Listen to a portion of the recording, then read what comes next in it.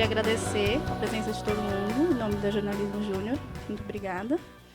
E agora eu vou passar para a Mabi, que vai apresentar os nossos palestrantes da noite.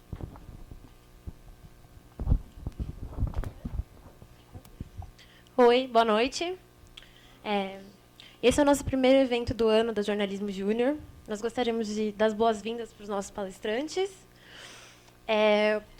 A palestra vai ser sobre o processo técnico-criativo de um livro. Eu vou ler a mini-biografia deles.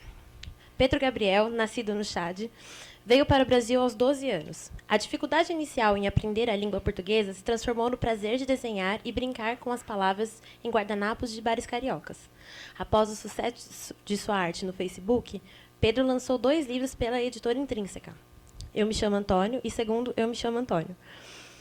É acompanhado por mais de 915 mil pessoas nas redes sociais e também escreve crônicas semanais no site da editora Intrínseca. Gustavo Piqueira já publicou 16 livros, todos marcados pela livre experimentação entre texto, imagem e design. Também é um dos mais premiados designers gráficos do país, com mais de 300 prêmios internacionais. Thales Gubes Vaz é formado em jornalismo e mestre em cultura visual. Morou em Goiânia até o ano passado, onde foi professor universitário. Decidiu vir para São Paulo para se dedicar à vida de escritor. Publicou os contos O Bufo, O Terceiro Passo e O Ponto do Amor, em diferentes coletâneas. Além disso, Thales trabalha como freelancer em revisão e diagramação. Mantém um blog pessoal, escreve para o portal Ano Zero e coordena o Ninho dos Escritores, um curso de escrita criativa, ou, como ele diz, um espaço de acolhimento para quem deseja escrever. Então, boa palestra para todos. Oi. Tá, deu. Pronto. Bom, o seguinte. Já que a gente vai ter uns minutos para cada um se apresentar, eu quero contar um pouco para vocês sobre o Ninho dos Escritores, que é um projeto que eu criei desde agosto do ano passado e que a ideia é ajudar pessoas que desejam escrever ficção, literatura, a não só criar novas... Esse é um momento de nervosismo, então vocês vão me poupar, vão me perdoar por todas as travas. Preciso ficar fazendo piada até que eu me solte, então aguentem. De novo. Oi, boa noite. Meu nome é Thales, como ela acabou de falar, e desde pequeno, desde muito pequeno, eu sempre tive muita paixão por papel, caneta, e qualquer lugar que eu estivesse, tudo que eu precisava para estar feliz era um papel e uma caneta. Como eu não consegui desenvolver a habilidade como desenhista, eu resolvi virar escritor. Te invejo, mas... E nesse processo de virar escritor, eu fui aprendendo a contar histórias e fui querendo cada vez mais me dedicar à escrita, tanto ao ponto de eu fazer um curso de jornalismo. Só que no curso de jornalismo eu simplesmente travei. Parei de escrever durante 8 anos, porque eu descobri que existia todo um outro universo de pessoas que escreviam melhor do que eu, toda uma dificuldade em encontrar pessoas que estimulassem o meu processo criativo e que facilitassem que eu me encontrasse como escritor. Então decidi ser professor, trabalhar como freelancer, uma série de outras coisas, até que caiu a ficha de que a vida só ia fazer sentido se eu voltasse a fazer aquilo que eu realmente gostava, que era escrever. Foi nesse momento que eu decidi vir a São Paulo para me dedicar à vida de escritor, e como aqui, no meio de outros escritores, cursos e eventos, eu encontrei muito ego e muito pouca abertura para acolher meu processo e outras pessoas que quisessem escrever, eu criei o Ninho dos Escritores. O Ninho, ele é esse projeto de acolhimento cujo interesse é aprimorar a técnica da galera que participa comigo. E ele funciona como um espaço seguro para quem deseja escrever, ter um ambiente no qual possa arriscar, possa errar, sem medo de experimentar uma crítica completamente destrutiva. A gente trabalha no Ninho com muito cuidado para que a pessoa desenvolva a confiança necessária para criar. E... Pode, por favor, colocar a segunda tela? dentro do Ninho, ele é parte curso, parte projetos paralelos. Ele tem... No Ninho a gente faz, por exemplo, a escrita pela cidade, que é sair passeando por lugares de São Paulo para poder usar os elementos do espaço para criar. A gente trabalha com a escrita gourmet, que é uma experimentação sensorial, geralmente às cegas, de vários alimentos, antes de escrever sobre eles, as memórias disparadas por eles. Tem também o Ninho Expresso, que é um curso de contação de histórias que viaja pelo Brasil, já foi para o Rio, Belo Horizonte e Porto Alegre, além daqui de São Paulo, entre outros projetos. E eu deixei aqui na tela o link para o site, porque lá vocês podem conhecer o que é o Ninho e vocês podem entrar em contato direto comigo se tiverem algum tipo de interesse nesse sentido. E... só para fechar o que eu estou falando do Ninho, toda semana eu envio uma mensagem para a galera que assina a newsletter do Ninho, e essa mensagem, essa newsletter, ela é um ponto de troca de informações entre o que está acontecendo no Ninho, o que eu estou aprendendo como escritor e pessoa que ensina a escrever, e o que as pessoas que estão comigo estão aprendendo no processo. Então, se vocês tiverem interesse em estarem mais próximos desse universo, vocês estão mais do que convidados a entrarem em contato. Obrigado.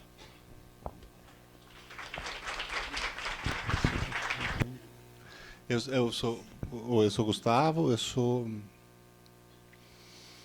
originalmente eu sou designer gráfico, e eu entrei no mundo do livro como designer gráfico. Eu faço várias coisas, eu tenho um escritório faz um tempinho já. E eu entrei no mundo do livro fazendo projetos gráficos de livro, capa, de miolo. Há 10 anos, eu por alguns motivos diversos, eu comecei a escrever também. E como eu era um designer gráfico já um pouco reconhecido, eu tentei esconder o designer. Aí pode passar. Esses são outros projetos que eu faço. Então, meu primeiro livro era assim. Aí pode passar, meu segundo livro era assim. Meu terceiro era assim. E meu quarto era assim. Aí, o problema do quarto, que foi uma coisa que meio... E assim, eu escrevi, algumas pessoas... Eu brinco, né? Eu escrevi o primeiro. Eu não tinha nenhuma autorização para escrever. Autorização no sentido, eu era designer gráfico, sou formado pela FAO. Enfim, não fazia sentido eu escrever. Mas eu escrevi. Eu mandei para uma pessoa que mandou para o Plínio, que é o presidente da EDUSP. E eu não conhecia ele leu, gostou, publicou. Eu lembro que até hoje eu dei um pânico, porque a gente não percebe, né, que a gente age como se... A gente tem que ter autorização. Eu juro que eu pensei a sério em ligar para ele quando o livro estava impresso e falar se ele não queria vender tudo e eu queimava. Mas o fato é que eu lancei o livro e teve gente que gostou, e aí eu achei que ela se levei a sério e acreditei no que falaram e continuei escrevendo. Mas esse quarto livro era um livro que eu fiz uma capa já um pouco mais... que eu achava mais interessante, que era esse. E esse livro, que era o Marlon Brando, com o James Dean na capa. E esse livro foi uma merda. Foi uma merda, assim, foi um fracasso total. Inacreditavelmente, porque, para mim, ele é uma capa construída... Eu vou tentar falar mais rápido. Né? Ele é uma capa construída... A gente lê o visual... essas biografias, quando a gente lê, a gente não percebe que a gente lê redundante, né? A gente lê Marlon Brando. Sei lá. A gente lê a foto e lê a informação textual, são a mesma, são redundantes.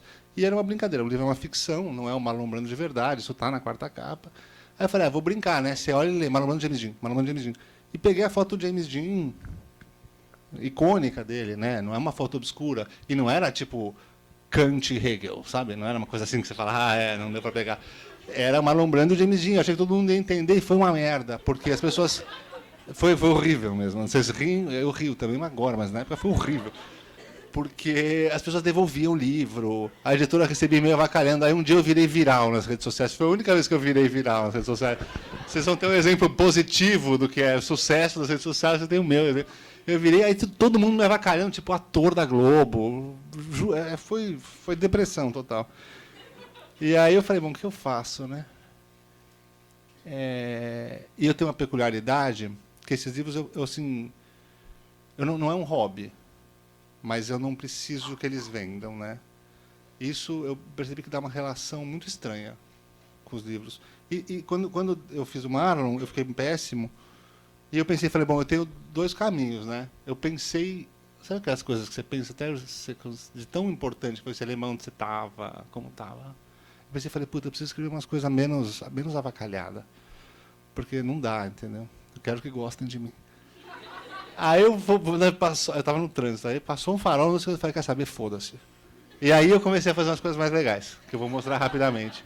E aí eu comecei a não esconder mais o designer, não só não esconder mais o designer, mas como a entender a concepção de um livro, não na concepção tradicional do livro, que é você faz o texto, se tem imagem, você ilustra esse texto, e você pega o pacote de texto e imagem, entrega para a paginação, para definir o formato e tal.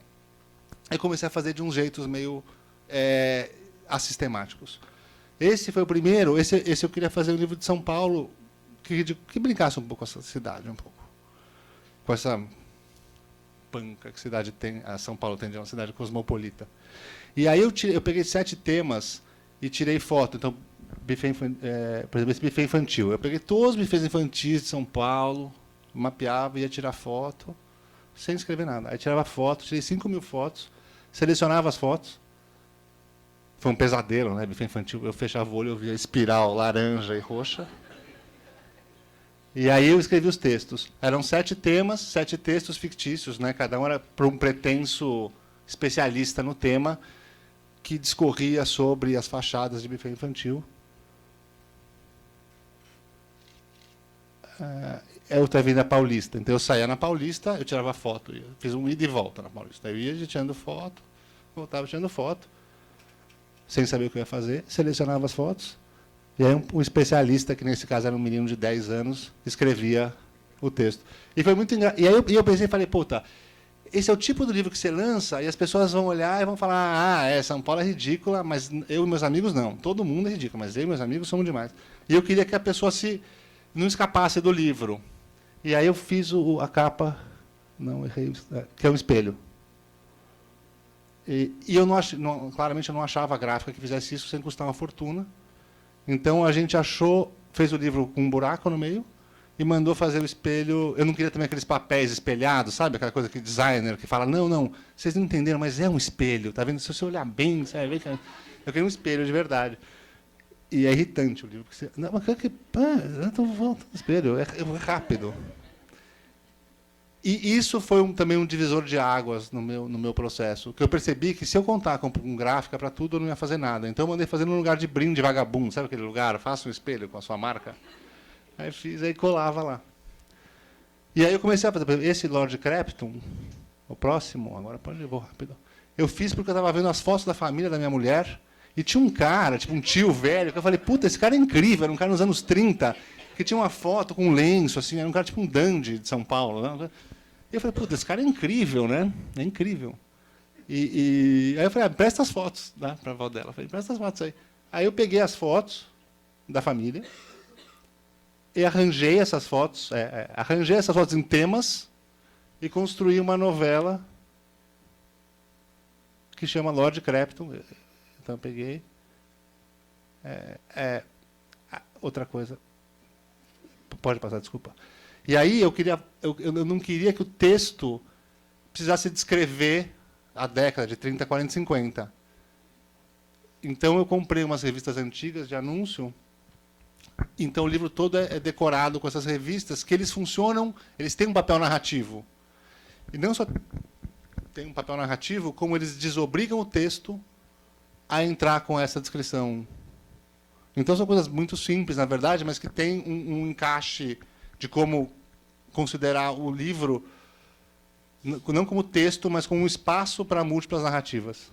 E aí, esse é o Lord Crepton.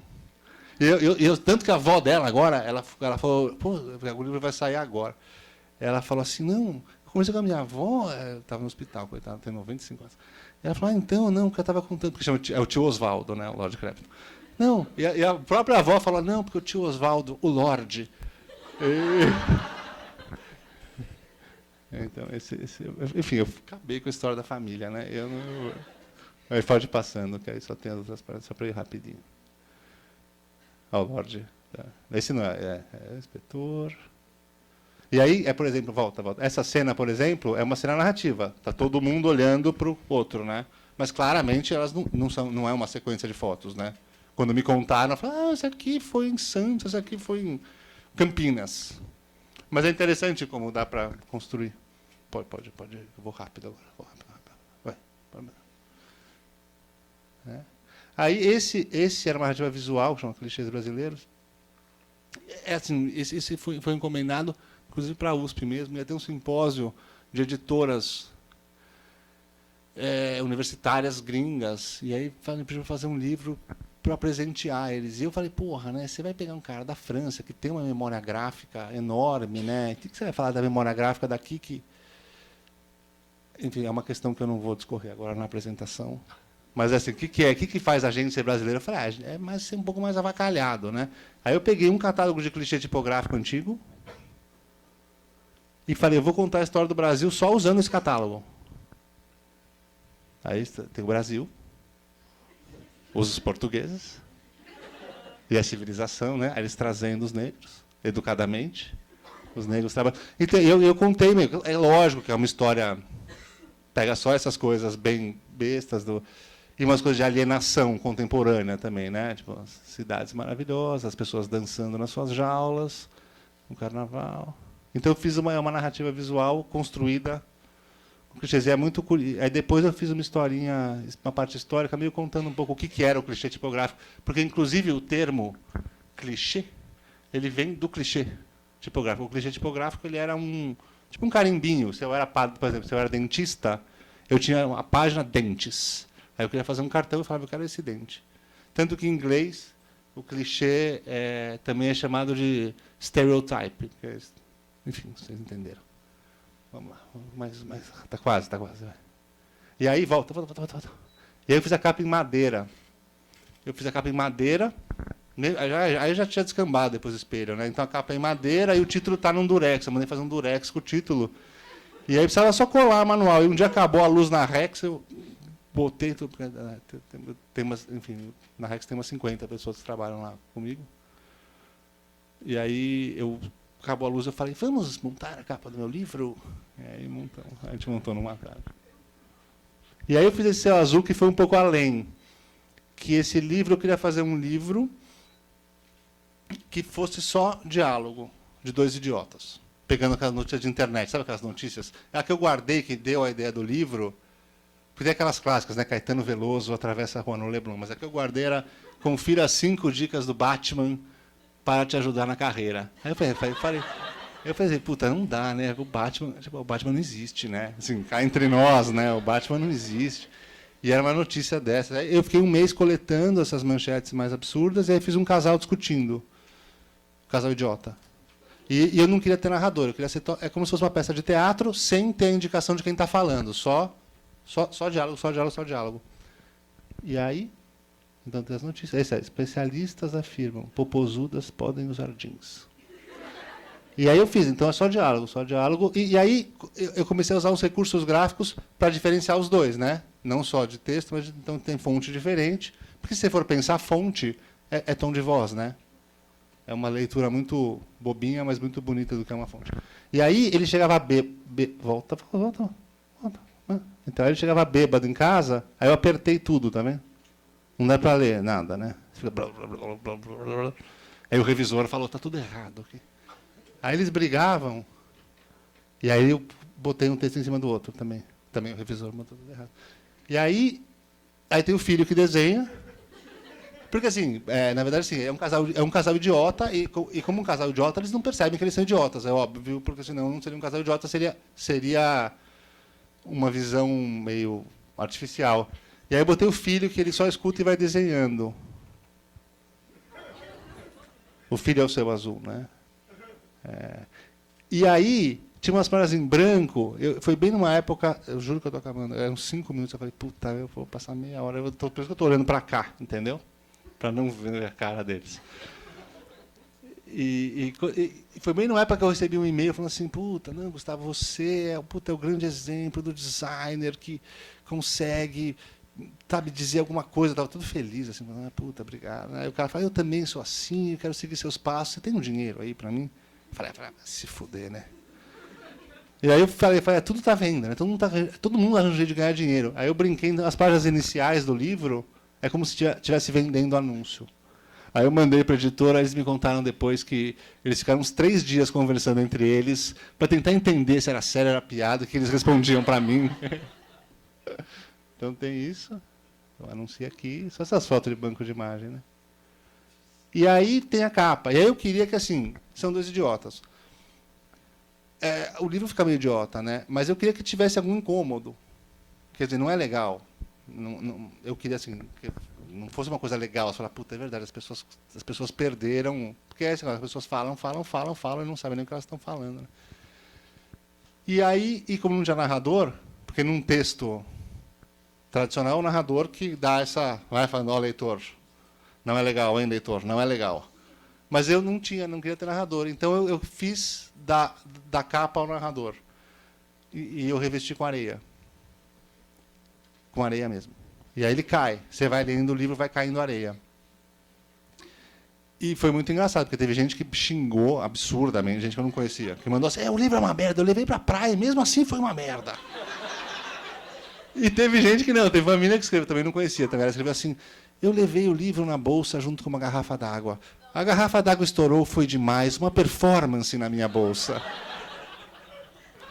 E eu recebi uma coisa que eu achei muito curiosa também, uma crítica numa revista saiu dizendo que o livro era pouca literatura. E eu achei uma crítica negativa. E eu achei muito engraçado, porque eu percebi que o cara estava considerando o livro o texto. Mas o livro não é o texto, o livro é o livro. Né? Se eu tenho um casal de idiotas e não tem ninguém mais falando no livro, a não ser o casal, é claro que fica ruim, né? É claro que não sai uma coisa incrível, super... É claro. Eu achei muito curioso um pouco de conservadorismo. E aí vamos para o último. Esse processo todo da montagem da areia foi um inferno. Né? Até tanto que o livro está acabando, acho que tem pouquíssimos. E a editora falou, e aí, vamos fazer uma segunda edição? Eu falei, mas nem funder. E eles falaram, não, vamos fazer uma sem areia. Eu falei, mas sem areia não é o livro, né? Não tem uma versão de bolso, porque a areia, o livro sem areia não é o livro. E esse é o último que eu fiz umas capitulares medievais do século XXI. A ideia é totalmente... Eu conversei, que estava conversando com um amigo que é editor, que tem uma editora, que é uma editora bem diferente já, ele olhou para mim e falou, quando eu mostrei, ele falou, você é doente, né? Era um elogio para ele, mas eu fiquei meio assim. Enfim, a gente ficou 2 anos fazendo na Rex essas capitulares, e fez tudo, e eu falei, bom, que eu faço? E elas são capitulares medievais, né? Elas têm toda a estrutura, mas dentro elas são preenchidas com... Vai mais um. Aí. Com temas contemporâneos, tipo pessoas de escada rolante, dinheiro, celular, trânsito, revólveres. Enfim, essas coisas que a gente vive. Essas coisas boas que a gente vive. E aí eu falei, o que eu vou fazer com isso, né? Aí eu falei, bom, as medievais faziam a Bíblia, eu falei, vou escrever a Bíblia. Aí eu escrevi a Bíblia. Essas são as originais, né? Aí eu fiz esse, Mateus, Marcos, Lucas e João, que na verdade é a estrutura da Bíblia, só que eu peguei, em vez de Jesus, eu coloquei um creme anti-celulite. E foi uma merda também. Mas foi legal. E aí eu fiz uma pesquisa histórica grande, tem toda uma parte histórica. Enfim, a capa é em metal também, que achou num cara do latão do ferro velho no Ipiranga. Porque a gráfica falou, não, isso não pode fazer, porque isso é uma arma. Pessoas vão morrer com esse livro. Porque ele tinha bordinha. Enfim. Pronto, só vai até o fim, acabei. Desculpa a extensão.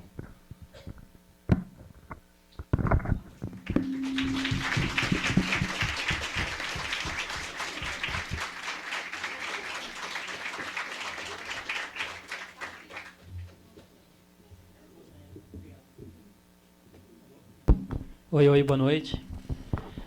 Eu sou o Pedro. Apesar que hoje eu vou falar eu me chamo Antônio, né? Mas meu nome é Pedro. Obrigado pelo convite. É sempre um prazer assim, voltar nesse ambiente de de faculdade, assim, faz um tempinho que eu me formei. Não tanto tempo assim, mas já dá uma saudade, assim. Eu sou formado em propaganda pela SPM, no Rio de Janeiro. Mas eu acho que, para falar um pouquinho de como essa ideia do Eu Me Chamo Antônio nasceu e por que ela virou livro, e como é que surgiu tudo isso, eu tenho que voltar um pouquinho no tempo, porque a minha marca é basicamente a minha vida, assim. Então, não sei se vocês alguém conhece, assim, ficou muito conhecido pelas redes sociais, né, pelo Facebook principalmente, que é poesia e desenho em guardanapo. É basicamente isso que eu faço. Mas o que eu coloco ali dentro de cada guardanapo, na verdade, é o que eu falo que todo o meu processo criativo tem a ver com a minha infância, né? Então, sempre que eu falo dessa assinatura, eu preciso contar um pouquinho a minha história. Então, vou tentar ser breve, assim, para depois a gente abrir para o bate-papo. Então, eu nasci na África, né? Num país chamado Chad, que é um país que fica no centro-norte da África, um pouquinho abaixo do deserto do Saara, que é uma ex-colônia francesa. Meu pai é suíço e minha mãe é brasileira, só que eles se conheceram numa faculdade na Suíça, e aí ele teve uma proposta para trabalhar lá na África, e os filhos, eu e minhas irmãs, nascemos todos lá. Então, basicamente, assim, a língua da minha infância sempre foi o francês. Depois a gente se mudou para Cabo Verde, que são ilhas também na África, né, que são 10, é um arquipélago, né, são 10 ilhas, e é uma ex-colônia portuguesa. Mas, apesar disso, eu continuei o ensino francês, né, porque era muito mais fácil na África tinha muita escola francesa, então era muito mais fácil, quando você mudava de país, se inscrever de novo numa escola nesse tipo de ensino, né.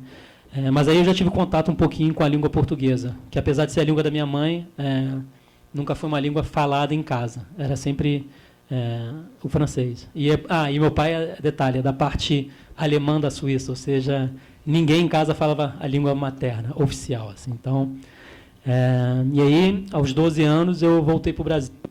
Voltei com a minha mãe para o Brasil, e aí tudo começou, assim, para mim, o contato real com a língua portuguesa. Então, apesar de mesmo no Brasil ter continuado no ensino francês, aqui eu já encontrei amigos e fiz aulas, tinha algumas aulas em português, então já foi uma adaptação muito mais rápida. E eu acho que hoje, assim, as palavras que eu desenho nos guardanapos, elas têm muito essa brincadeira com a linguagem, eu brinco muito com a sonoridade, com a grafia das palavras, e eu acho que tem muito a ver com esse tempo, esse distanciamento da língua que teoricamente seria minha língua materna, né? Então é o que eu falo, que cada traço que eu faço é uma forma de pagar uma dívida com essa língua, assim, com esse distanciamento, é uma forma de me aproximar da língua portuguesa.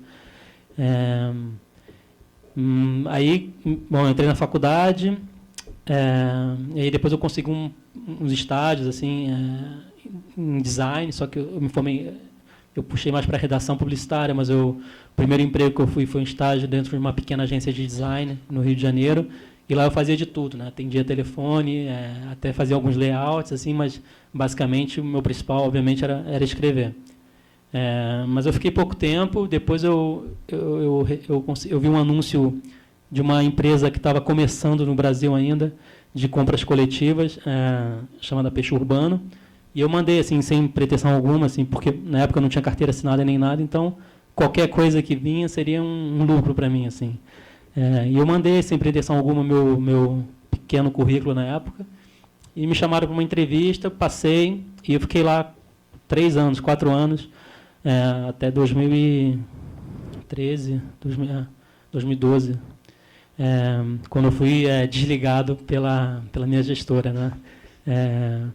Eu e mais alguns, assim. Então, a empresa se reestruturou e boa parte da redação acabou saindo. Assim, para vocês terem uma ideia, na redação do Peixe Urbano era maior do que a redação do Globo, assim.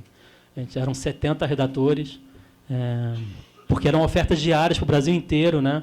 Eram 4 por dia, por estado, por cidade.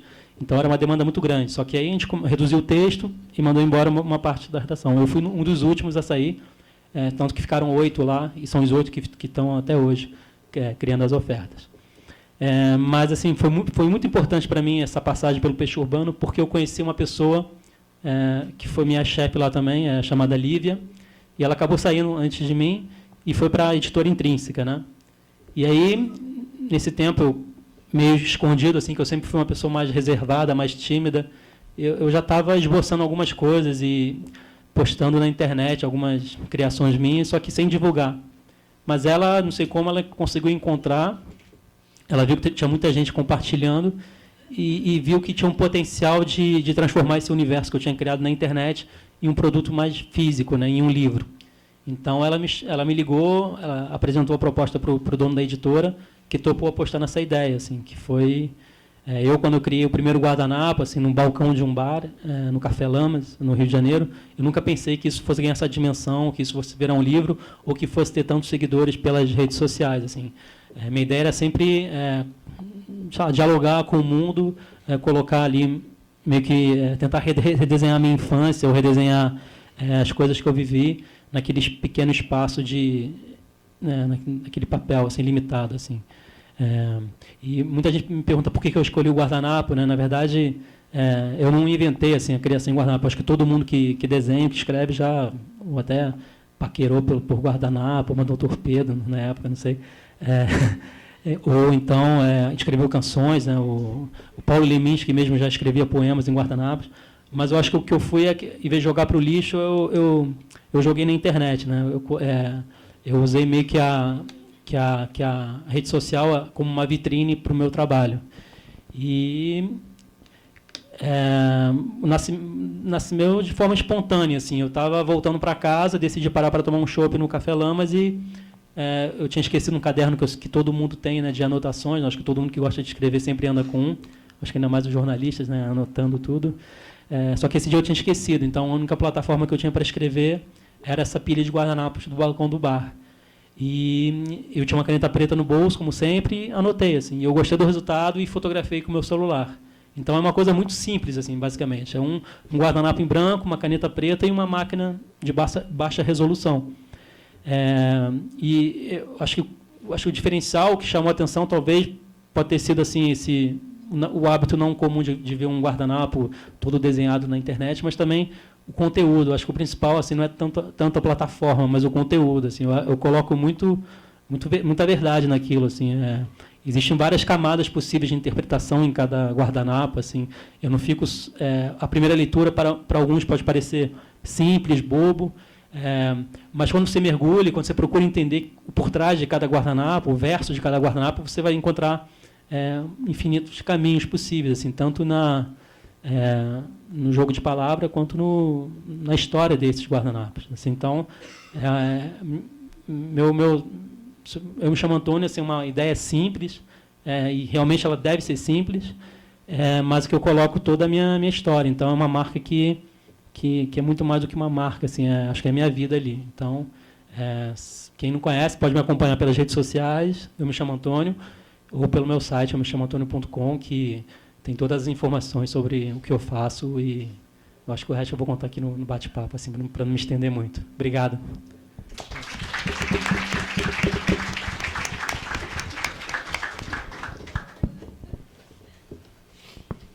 Bom, agora a gente vai fazer uma pequena conversa. Eu vou lançar algumas perguntas para que eles possam compartilhar um pouco do que vivem e fazem como escritores, designers, desenhistas, artistas, criadores. Eu acho que a primeira coisa que pode ser legal da gente conversar é tentar entender como é que é o processo criativo de vocês. Que vocês já contaram um pouco pra gente sobre de onde vieram as ideias, ou de onde tem vindo essas experimentações com imagens na rua, ou às vezes as memórias da infância e o tributo à língua. Mas como, quando, onde vocês criam? Vocês criam sozinhos? Vocês dialogam com alguém antes de produzir uma nova ideia? Como é que funciona isso?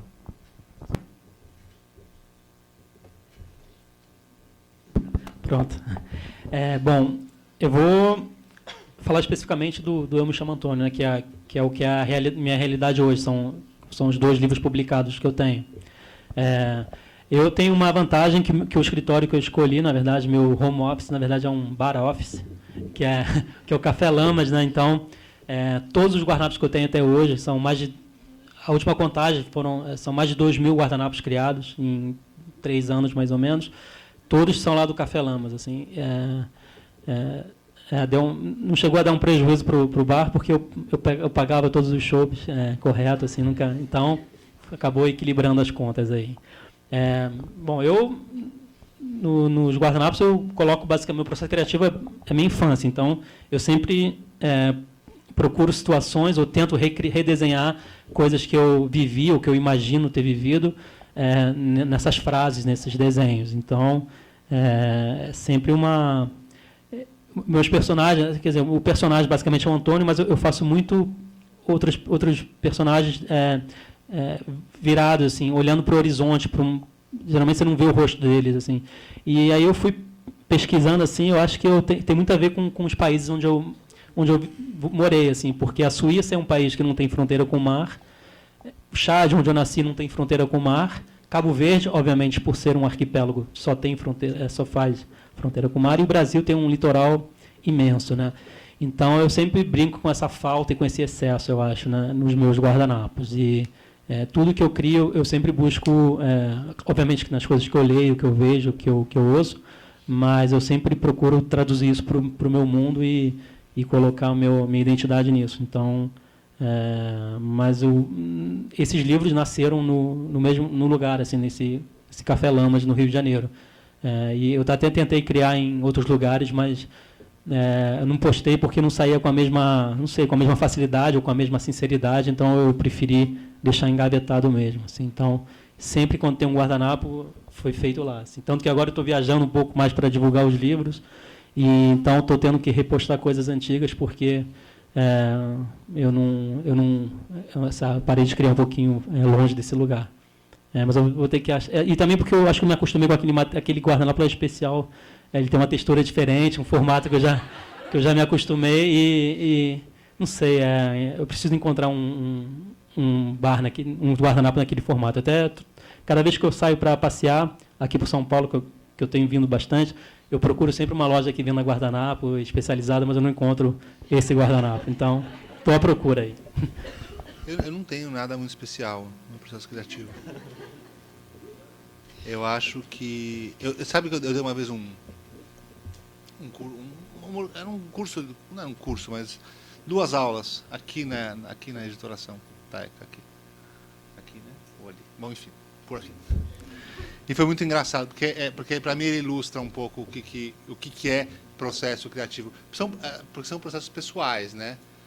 Mas eu acho que existe um jeito de você se aproximar das coisas que facilita ou dificulta. Era uma capa de livro, sobre fazer capa de livro. E aí eu peguei um conto, eram 2 aulas, 2 manhãs. A primeira, eu peguei um conto do Flaubert, Um Coração Simples. E aí eu passei para os alunos uma coisa bem assim, como funciona um negócio, processo criativo bem beabá. Fala assim, olha, esse é o texto, esse é o resumo, esse é o autor, tem o cenário, a França, século XIX, tem um papagaio na história. Todo mundo adorou. Todo mundo ficou fazendo a capa, tal, pesquisando, fazendo montagem, e todo mundo adorou, e estava todo mundo gostando de mim, e estava uma super conexão entre a gente. Ótimo. Aí, na outra aula, foi uma merda, porque eu falei assim, então, a gente vai fazer agora a capa do mesmo livro, só que vocês têm que usar alguma coisa que vocês vão achar aqui nessa sala. Vocês não podem usar mais nada. E foi uma merda, porque todo mundo ficou puto da vida comigo, e eu achei muito engraçado, porque o processo criativo é isso, na verdade, né? É você tirar um pouco as barreiras que fazem você ver as coisas do jeito de sempre, você poder ver coisas de jeitos não autorizados, ou de jeitos diferentes, fazer associações que não foram feitas ainda. Então, não existe... E aí, eu acho, isso é uma visão minha, eu acho que assim, cada um tem a sua história. Cada um coloca... Não tem como você fugir. Eu acho que o jeito que você vai fazer é o seu jeito, né? Eu acho... Eu, por exemplo, assim como o Pedro, eu acho que eu escrevo porque eu sou um cara reservado. Pode até não parecer. Eu aprendi a ser canastrão na vida prática mas eu sempre fui um cara super reservado. E uma vez a gente fez um filme lá na Rex, um DVD. Eu achei um horror, porque tinha tipo 45 pessoas todo dia, sabe? Você fala, não quero ficar com todo mundo, quero ficar sozinho lá. Então, mas enfim, isso não depende do processo criativo. Mas acho que o processo criativo é isso, é você começar a ver coisas que você fala, isso aqui é interessante, isso aqui é interessante, isso aqui é interessante. No meu caso, hoje, nos meus livros especificamente, são encaixes que eu preciso fazer. Eu tento falar do mundo de hoje de um jeito pouco otimista. Então eu preciso achar alguma coisa interessante para falar, nesse sentido. Eu preciso ter alguma coisa de forma interessante. Se a proposta dos meus livros é que sempre tenha alguma coisa formal interessante, eu preciso achar. Eu preciso achar uma forma de texto interessante. Eu preciso achar um enredo interessante. Eu preciso interessante para mim, tá? Se os outros vão achar interessantes, eu não sei. Eu preciso achar várias coisas para encaixar. E aí pode começar de um jeito ou de outro. Aí depende do projeto mesmo. Mas eu acho que, essencialmente, para mim, o processo criativo, estimular o processo criativo, ou o dito processo criativo, nada mais é do que você entrar numa sala daqui da esquina e falar, bom, consigo fazer uma capa do Flaubert com o que eu tenho aqui.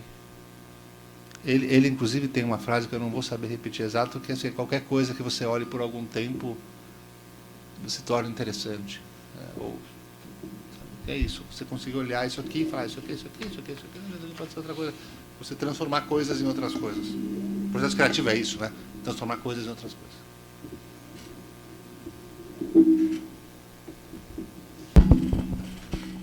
E vocês têm tem 2 ou 16 livros publicados. Eu queria saber um pouquinho sobre... Tá dando para ouvir isso? Tá meio esquisito? Não? Tá? Ok. Queria saber de vocês como é que é a relação com as editoras. Tu mencionou que a tua amiga da Intrínseca te procurou, mas o processo de criação de vocês e o processo de diálogo com as editoras para criar o livro, como é que ele tem acontecido? Ele tem sido tranquilo? Eles interferem? Como é que é isso? Eu caí um pouquinho de paraquedas assim, no mercado editorial, porque eu fiz, na verdade, o caminho totalmente inverso. Assim, geralmente, as pessoas mandam originais, né, e esperam uma resposta, mas eu não esperava nada. Assim, quando eu criei, eu só queria realmente colocar ali na internet e esperar que as pessoas se identificassem ou não. E aí, depois, quando eu recebi o convite, assim, do primeiro livro, assim, foi mais fácil, eu acho, porque basicamente o livro já estava meio que pronto, assim.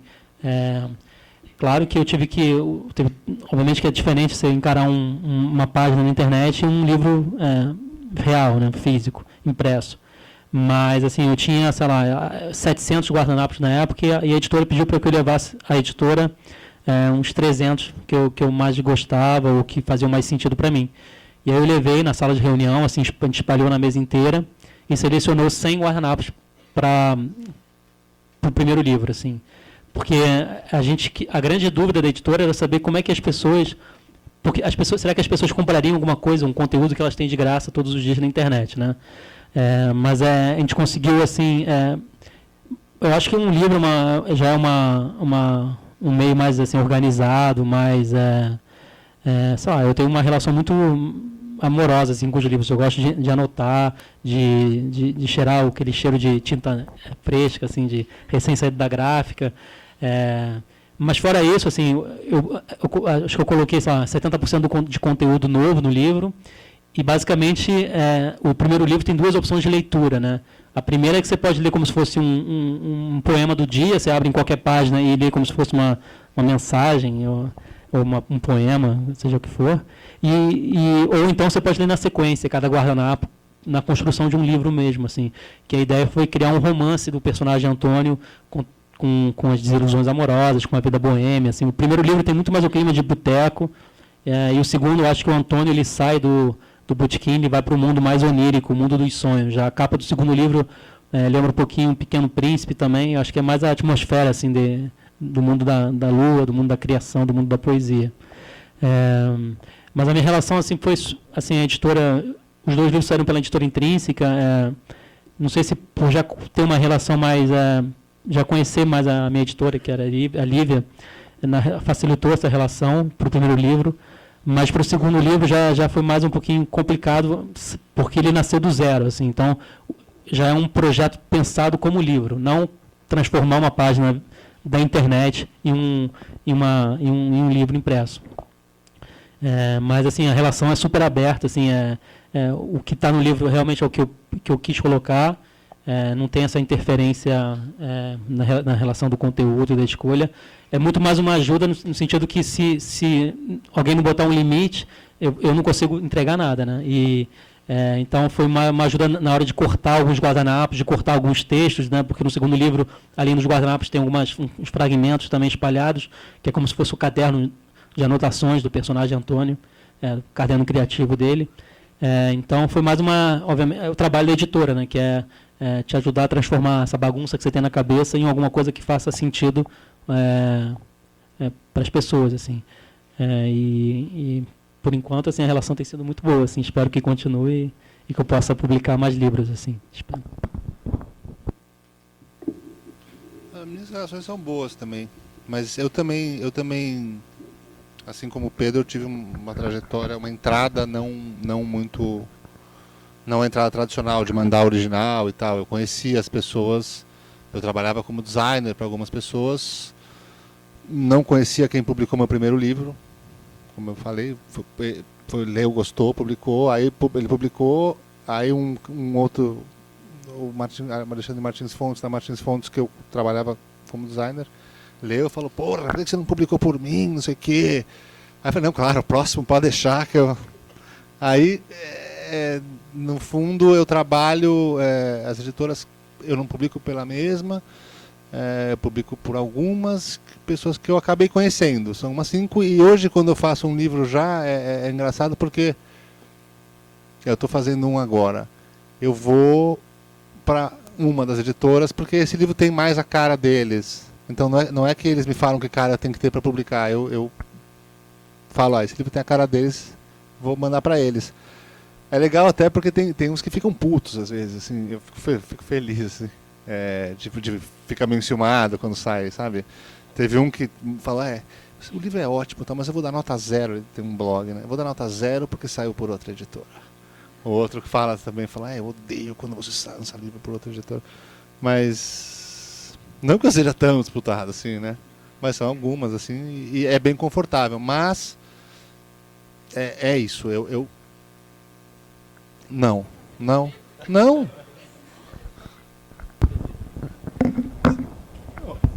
Roberto Carlos, né?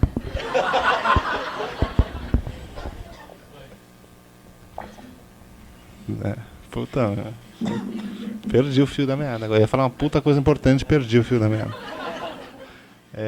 Mas as relações são boas, mas realmente acho, assim como o Pedro, eu acho que não dá para ter como regra a relação. Mas nunca ninguém... Mas teve uma vez que foi curioso, porque um dia me convidaram para fazer juvenil, né? Aí eu fiz, achei legal, tal. Achei divertido fazer. E aí uma outra editora grande viu o livro, gostou e me convidou para fazer um juvenil. E aí me chamaram para uma reunião lá e falaram assim, olha, mas é assim, ó. Se tiver mulher não pode ser burra, se tiver negro não pode ser vilão, se tiver...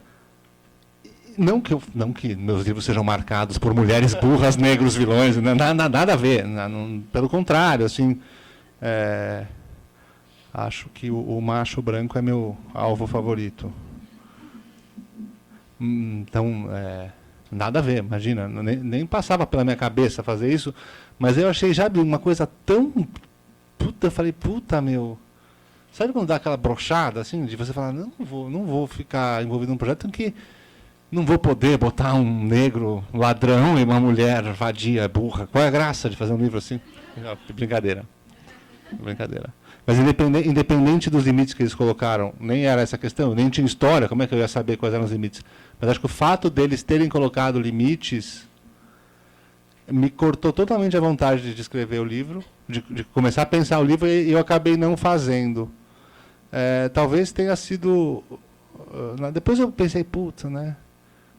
Faz tempo, eu estava no começo ainda, falei, talvez foi uma bobagem, talvez eu tivesse que fazer um livro para entrar mais, para conhecer mais gente, enfim, né? Tem isso um pouco que eu estava falando no começo, panelinha, né? Tem um pouco essas coisas, você fala, puta, né? Mas depois achei que fiz certo, assim. Hoje não me arrependo, pelo contrário, assim. Acho que se eu tivesse entrado por esse lado, ia ter perdido um pouco a graça fazer um livro.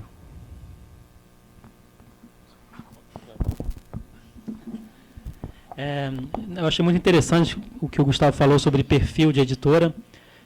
Isso é muito bacana.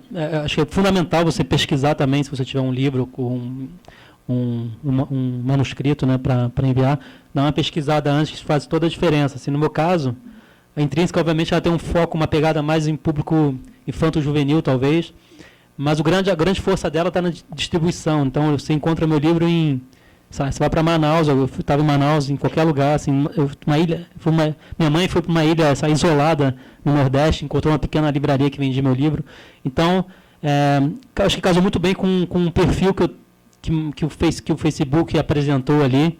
Mas, obviamente, quando você escreve, você não pensa no seu público, você não pensa no leitor e na leitora. Você escreve...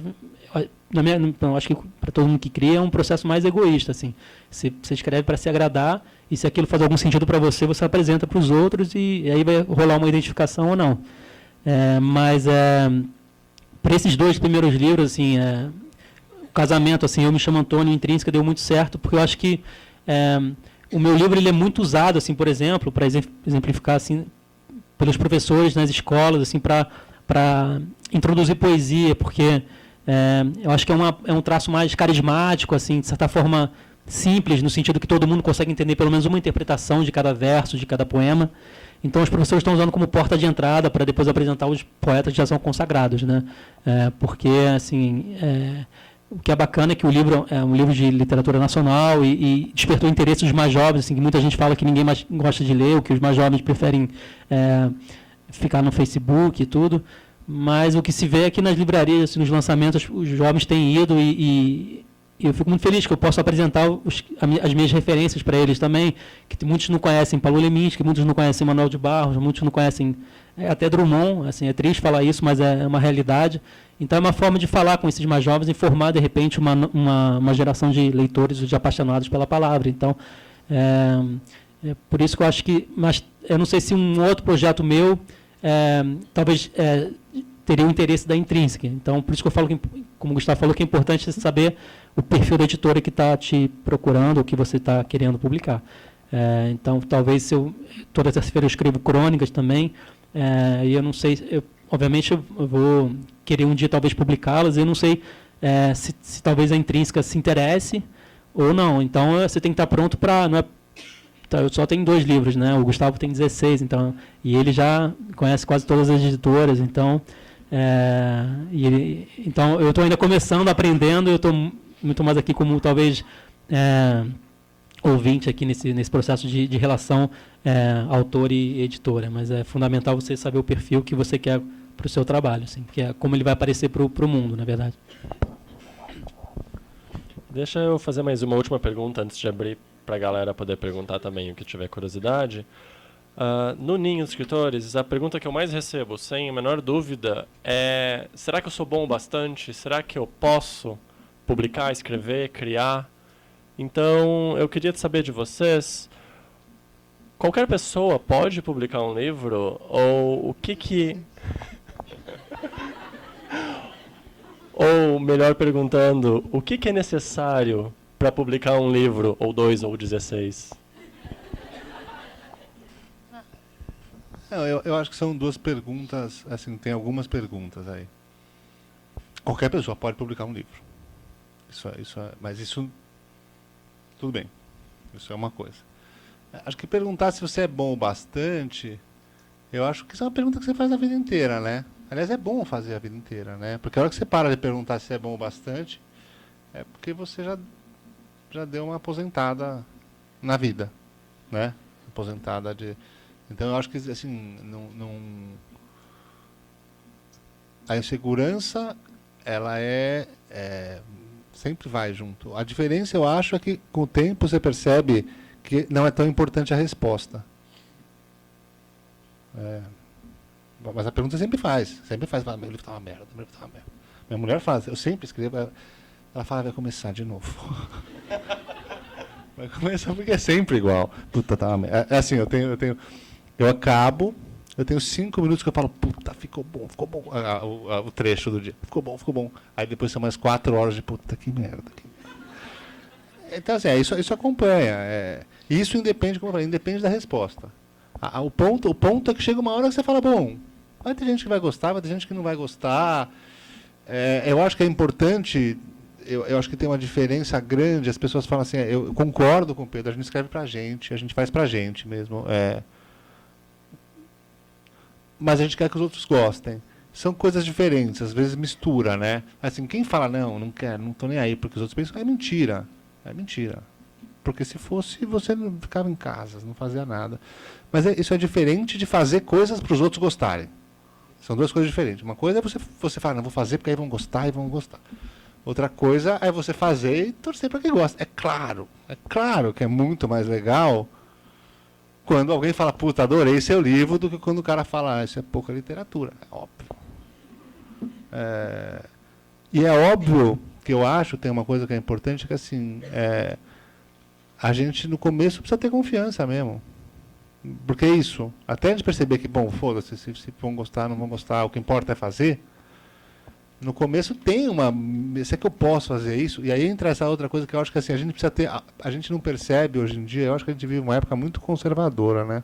Muito disfarçada de modernidade, mas é uma época ultra conservadora que a gente acha que a gente não pode fazer nada. Eu tive sem querer me estender muito, falando sem parar, né?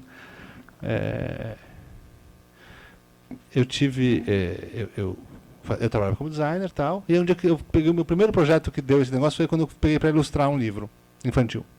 Faz tempo, antes de eu começar a escrever. E aí eu peguei livro infantil, comprei pincel, comprei nanquim, comprei tudo, ficava em casa fazendo, ficava horrível. Eu fiquei tipo, uns 15 sábados tentando fazer um rei. Mas ficava feio demais. Até eu falava, puta, mas não sou eu isso. O meu negócio é misturar outras coisas. Aí eu fiz um negócio, misturei com carinho, fiz um negócio e ficou legal. Aí eu falei, puta, né? Parece que a gente, para fazer tal coisa, tem que ser desse jeito.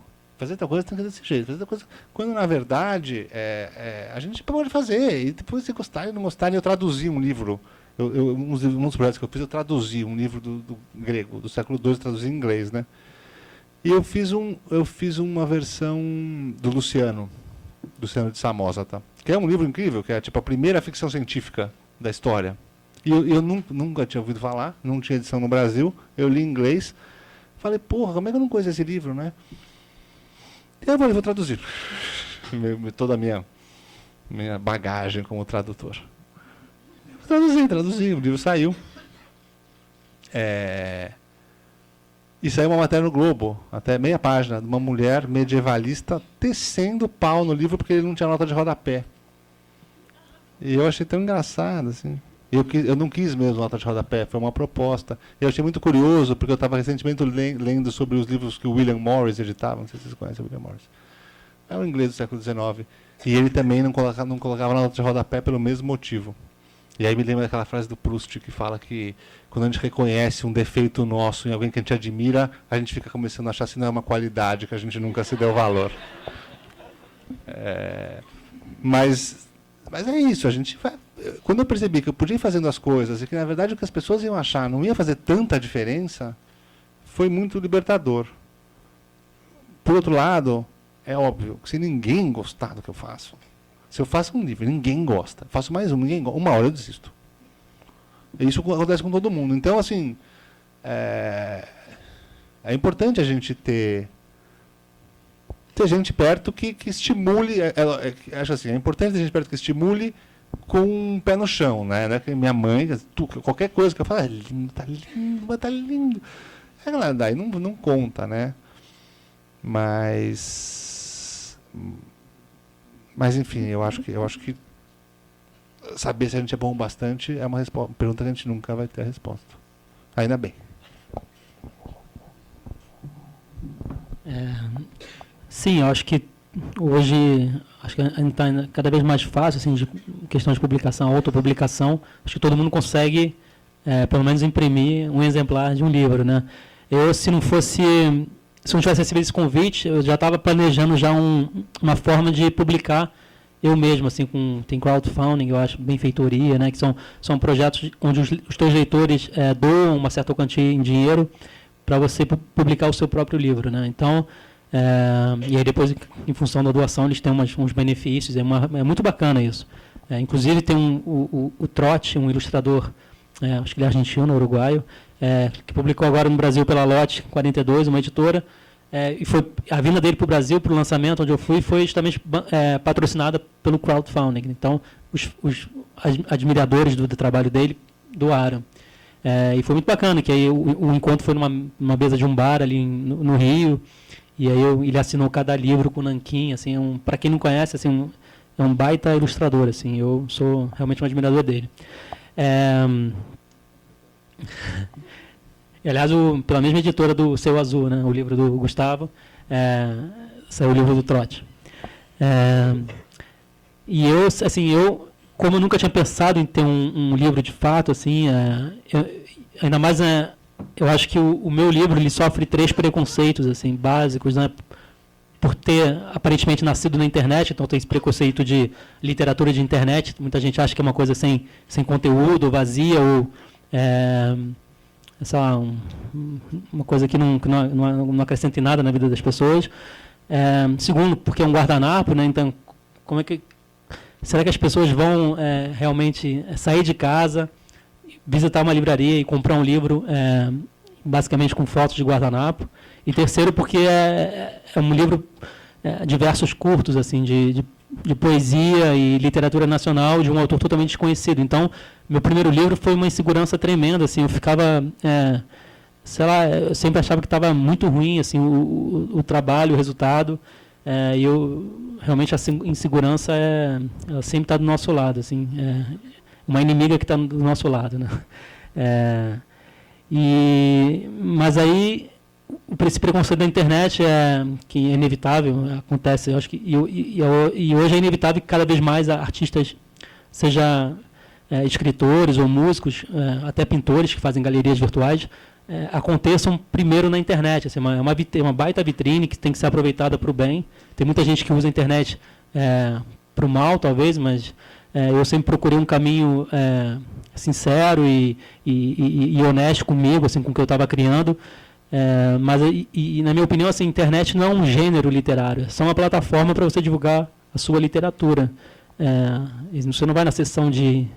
hoje em dia até que tem alguns projetos que nascem especificamente na internet, mas é um preconceito que existe no mercado editorial, assim, primeiro com quem é desconhecido, segundo com quem faz poesia de verso curto, e terceiro com alguém que surge da internet. Mas o meu trabalho, na verdade, ele nasceu no balcão de um bar. Todos os guardanapos existem fisicamente, é um trabalho realmente cuidadoso, assim, eu levo horas e horas para não rasgar aquele guardanapo, para escolher a melhor plataforma, a melhor caneta com a tinta que onde o guardanapo não sugue tanto aquela tinta.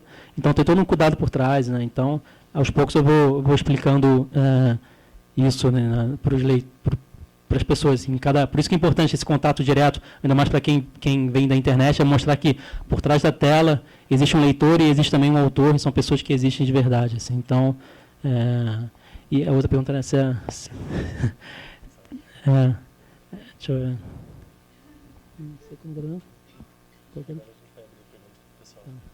ver. Tá, então, se alguém tem alguma pergunta, vou fazer o apresentador.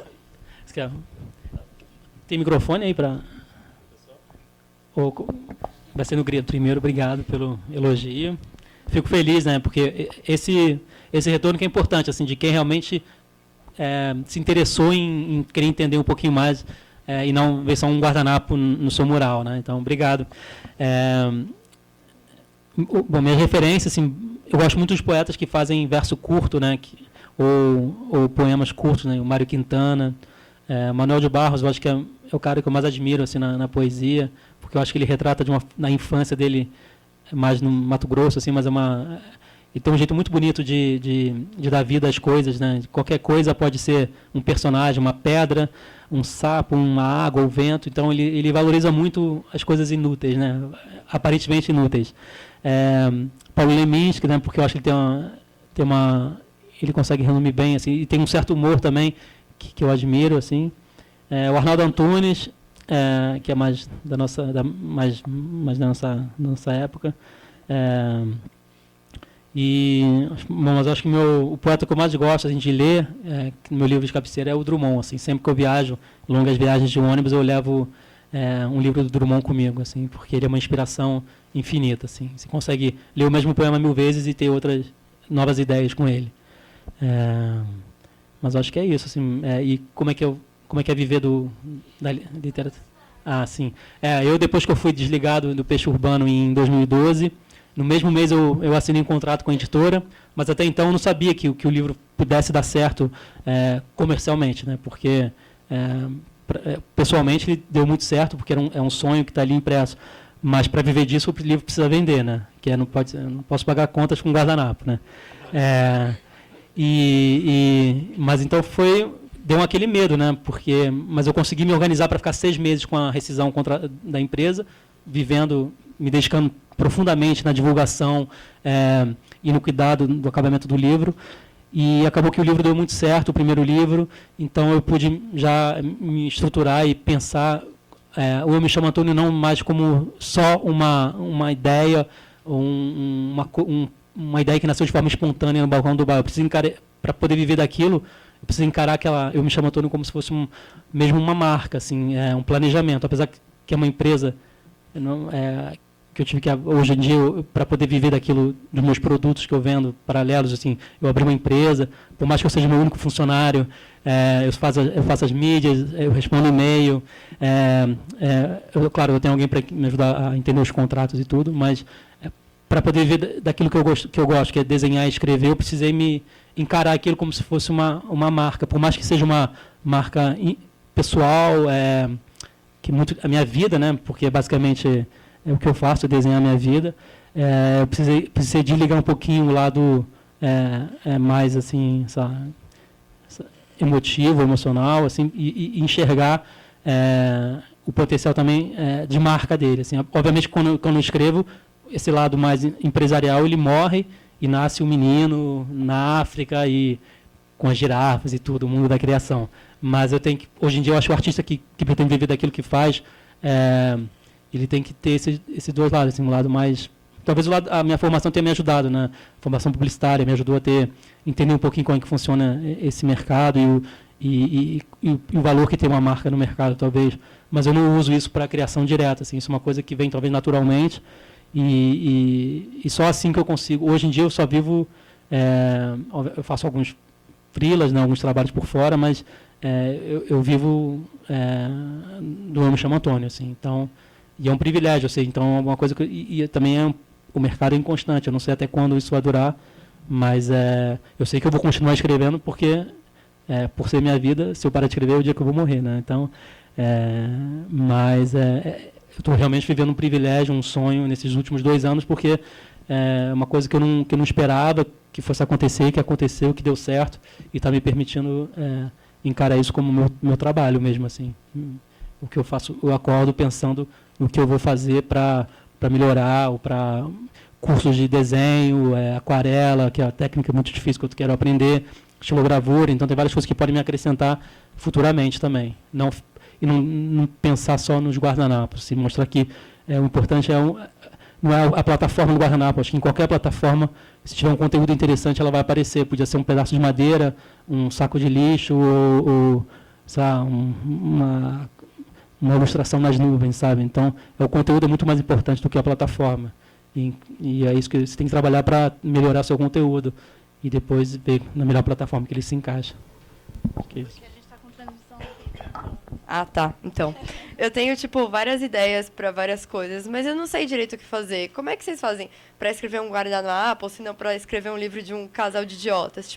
Como é que funciona? Você tem a ideia e, você espera... como você organiza as ideias? Você espera a inspiração vir e aí você faz? Ou você para um dia e fala, hoje eu vou me dedicar a fazer tal coisa, fazer um livro. Então, sei lá, organiza as ideias. Como é que funciona isso? De uma forma mais prática, assim. Eu tenho horário para tudo. sento e falo, hoje eu vou fazer isso, vou fazer isso, vou fazer isso, vou fazer isso. É uma rotina bem... Eu não acredito muito no... essa visão da ideia, da inspiração como uma coisa, sabe? Uma coisa. Não acho. Eu acho que na verdade, uma vez eu entrevistei um cara, ele queria trabalhar comigo, ele falou assim, me conta, dá para te assistir trabalhando? E eu falei, os caras, que na cabeça, né? Porque eu trabalhando é igual um contador trabalhando. A gente está sentado, contador, né? Então acho que existe um... para ser um pouco objetivo, o que eu acho assim, não espere surgir o momento ideal, entendeu? Você tem que meio... É um exercício. Pode ser a ideia mais estúpida do mundo, tipo as minhas. Mas é um exercício. Você tem que chegar e fazendo, e fazendo, e fazendo, e fazendo. Acho que eu acho que hoje em dia se confunde muito o trabalho criativo com um playground que não existe. O trabalho criativo é um trabalho como qualquer outro, com a diferença que é o que a gente gosta de fazer. Mas eu não vejo diferença entre o que eu faço e o que ou qualquer outra pessoa faz. Não é especial, é só o que eu gosto de fazer. Então eu acho que quanto menos a gente esperar a condição ideal, a inspiração, a luz, não sei o quê, melhor. Tem que martelar um pouquinho. Eu acho. Essa é uma coisa bem interessante de pensar, porque às vezes a gente tem essa ideia da criatividade como um gênio, uma musa que entra pela janela e suspira as ideias maravilhosas. Você até espera, uma hora não vê ninguém e você fala, bom, deixa eu tentar outra coisa. Né? Tá na hora de fazer, então.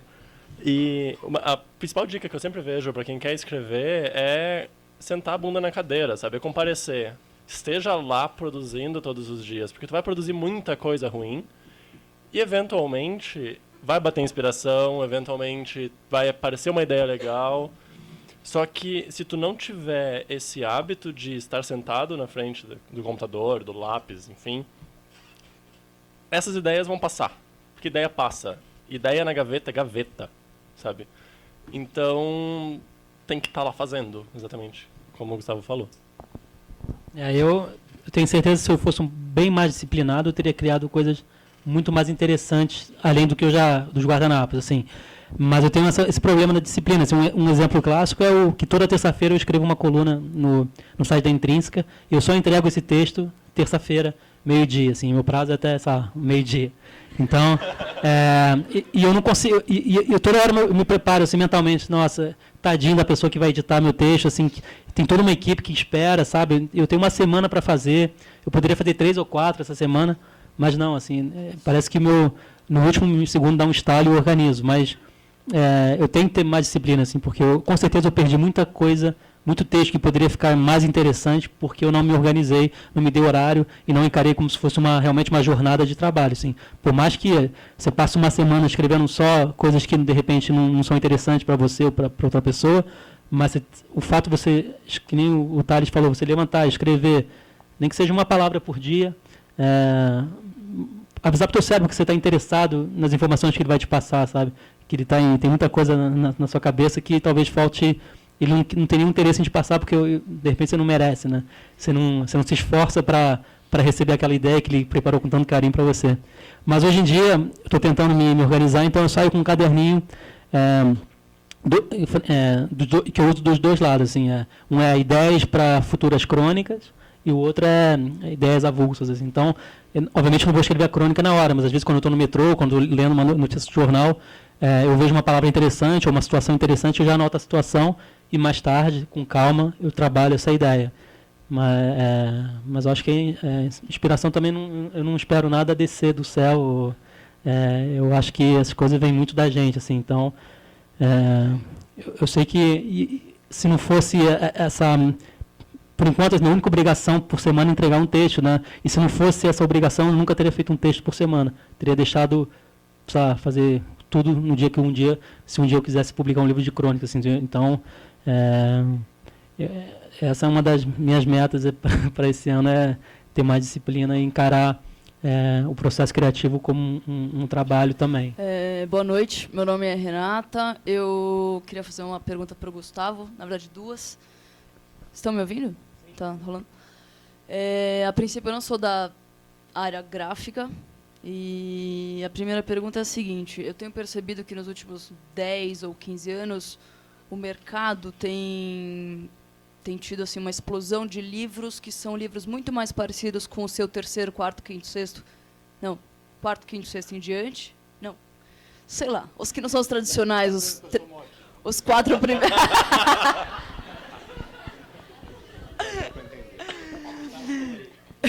Mas, enfim, que estão sendo produzidos livros que têm uma preocupação gráfica muito maior, como, por exemplo, a Lotte 42, que é uma editora bem bacana, bem legal. Eu até já estive com o seu livro em mãos, mas dentro de um saco plástico para não cair areia no meu colo.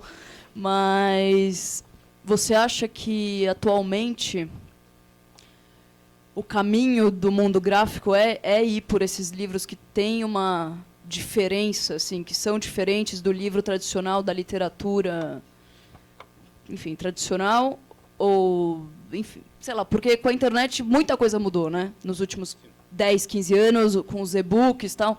Será que faz mais sentido, atualmente, fazer livros mais de artes e livros que têm esse diferencial do que fazer livros comuns? Essa é uma pergunta. E a segunda é por que você escolheu a Lotte para fazer esse livro, como que isso acabou acontecendo? Então, acho que a segunda mais rápida. Eu e a Lotte, a gente é um encontro feliz, na verdade. A gente, sei lá o que aconteceu. A gente meio, tipo, faz um monte de coisa junto. Um monte. Eles vivem na Rex lá. Tudo. Enfim, a gente fez a banca para ele. Enfim, eu faço. Enfim. A gente tem um tipo de sintonia que acho que foi muito legal para mim. Acho que foi muito legal para eles também, na verdade. Foi um encontro muito bacana. E eu não vou entrar em detalhes da minha história com a Lotte, porque eu vou responder a outra pergunta que é mais interessante, acho, como resposta. Mesmo com esse microfone que está tornando minha voz uma coisa de filme de terror. Você fala com os dois, né? Eu acho assim, existe uma questão que perpassa. Eu não acho que o livro físico está indo para o mundo do livro da arte. É que eu acho que, assim, com a internet, o e-book, enfim, com o livro não tendo mais o monopólio, o livro físico não tendo mais o monopólio da transmissão da palavra escrita, que aí foi isso que aconteceu, basicamente, né? Antes a palavra escrita você só podia transmitir com impresso, e agora não é mais. É natural que o caráter físico dele venha mais à tona. É isso. Porque, na verdade, o livro físico, ele sempre foi um livro físico, ele sempre foi um objeto. Eu acho muito engraçado essa coisa, o livro-objeto. O livro sempre foi um objeto. O problema é que, ao perder o monopólio da transmissão da palavra escrita, esse lado objeto dele está saltando. Quer dizer, realmente, meus livros, eu já fiz coisa digital. Eu fiz revista. É muito legal. Você fica fazendo... É muito legal. É outra coisa. É outra coisa. Não é pior nem melhor. É outra coisa. Então, eu acho que esse boom, ele vem acontecendo mesmo. Ele é natural. É inevitável. O que chamam de livro, que o livro está virando um fetiche, né? Eu acho que é um pouco um exagero, que o livro físico está virando um fetiche, mas isso é natural, isso está acontecendo. O que eu acho só é que está num momento meio over, assim. Quer dizer, tem muita coisa que a pessoa acha que vai botar uma madeirinha lá, um negocinho, vai imprimir lambendo a capa e pronto, né? Não tem nada. Eu fui numa dessas feiras... faz um tempo, já que ano passado que eu fui. Eu estava esperando ver mais coisa interessante do que eu vi. Eu fui acho que Tijuana era. Assim, era legal, tinha umas coisas legais, mas sabe quando você pega o livro para ver e aí não engata? Então eu acho que tem muito, eu acho que ainda não adianta só ser visualmente bacana, né? Ainda é um espaço narrativo. Ainda dentro do que o Pedro falou, assim, o que vale é essa narrativa. Não tanto o cenário. O cenário. Mesmo porque o cenário não está sendo usado para construir a narrativa. Como eu faço nos meus livros, e não como modinha, entendeu? Eu falo isso que eu sou um fracasso, entendeu? Se eu fosse o Pedro, meu, tava em outro nível aqui, entendeu? Eu tive que arranjar essa desculpa para mim. Não, na verdade, só uma correção, eu posso até vou falar por você, Pedro. Eu não acho que ele já fez sabendo que as pessoas iam gostar. Ele publicou o livro sabendo que as pessoas gostavam pela internet, mas quando fez, acho que ele não sabia que ninguém ia gostar. Sim. Eu estou tentando escapar da resposta. Caso você não tenha percebido, eu estou tentando escapar. Não, na verdade não. Na verdade, eu acho que eu tenho ficado muito contente, porque eu acho que eu comecei a fazer essas coisas e realmente está sendo aos poucos, assim, e está sendo bom agora. Agora está começando a acontecer umas coisas mais interessantes dentro da proposta que eu tenho, mas tem um certo... Enfim, tem coisas acontecendo. Mas no fim das contas, volto àquela pergunta anterior, entendeu? Quando eu decidi falar assim, eu vou fazer isso, e, bom, aconteça o que acontecer, já tem um princípio de que você fala, bom, acontecendo ou não, a graça é fazer, né? E aí eu acho que o tempo não importa tanto, sabe? Não importa tanto, na verdade. O que importa mais é fazer e falar, putz, esse da Bíblia que eu fiz, vou dar um exemplo. Esse da Bíblia eu sabia que era tipo aquele meu álbum de rock progressivo, sabe? Eu sabia, falei, puta, é o caso clássico da banda que achou seu som e fala, agora vou pirar.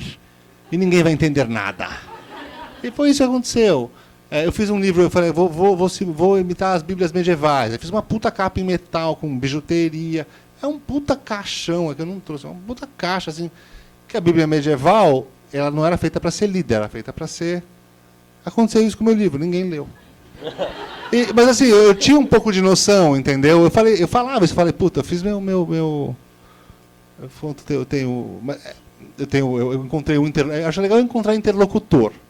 Sabe, isso que é legal. Eu tenho um interlocutor, que é um dos caras da Lotte, que ele é meu interlocutor, eu sou o interlocutor dele. A gente já conversa, entendeu? E aí, é bom ter. Sozinho é muito, muito ruim. Mas eu sabia. Eu falei, puta,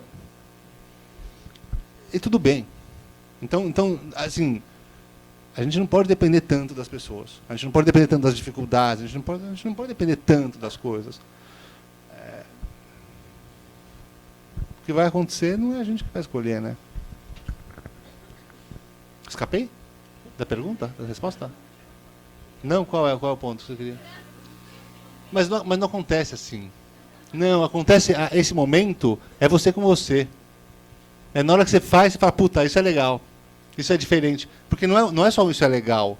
Isso, assim, tem uma coisa que assim, eu fiz 16 livros, não muitos livros, mas de projeto gráfico eu fiz, sei lá, 900 mil, mais ou menos. Eu sou uma máquina de fazer projeto gráfico. Eu descobri, a graça é na hora que você faz. Tem coisa que você acha genial e ninguém dá a mínima bola e você continua achando genial. Tem coisa que você acha uma merda. Sabe, eu ganhei 2 prêmios Jabuti, por exemplo, como designer. Os 2 trabalhos que eu ganhei, eu não entendo até hoje porque que deram o prêmio. Eles não se tornaram melhores para mim depois de terem ganho o prêmio. Então, assim, eu posso falar melhor como designer porque eu tenho uma amostragem muito grande. E tem trabalho que eu ganhei um monte de prêmio. E não é trabalho que eu adoro. E tem trabalho que eu adoro e ninguém deu bola. Então, esse momento, esse momento de que bom, alguém gostou, não existe. Quer dizer, não existiu pra mim. O que existiu foi eu falar, putz, fiz uma coisa diferente aqui e eu gostei. Tomara que alguém goste. Mas aí a pessoa quando gosta ou não dá aquele negócio, entendeu? É horrível, né? Quando eu era moleque, eu achava que ia ter o momento do pulo do gato. Sabe? Que a hora que você ia sair de ser obscuro tal pra ser um sucesso. Entende? É engraçado, entende? Eu tenho uma vivência, sem querer estender a resposta demais para variar, eu vivi por um tempo uma coisa muito estranha, né? Porque eu sou um designer muito... eu sou uma diva do design, né? Não, assim, é interessante isso, porque assim, eu sou o designer gráfico mais premiado do Brasil, por exemplo. Eu tenho um escritório em Londres. Eu tenho, assim, as pessoas, eu deixo meu telefone e os clientes me ligam. Eu escolho se eu trabalho ou não com editora, por exemplo. Tudo com muita simpatia, como você já percebeu. Mas assim, e ao mesmo tempo eu fazia livro que ninguém lia. Então eu vivia essas duas coisas muito ao mesmo tempo e eu via que não tinha a menor diferença para mim. Então, no fundo, a relação sua com essas coisas é você com você. O resto... Bom, em primeiro lugar, boa noite. Parabéns a todos pelo trabalho conjunto, pelo evento.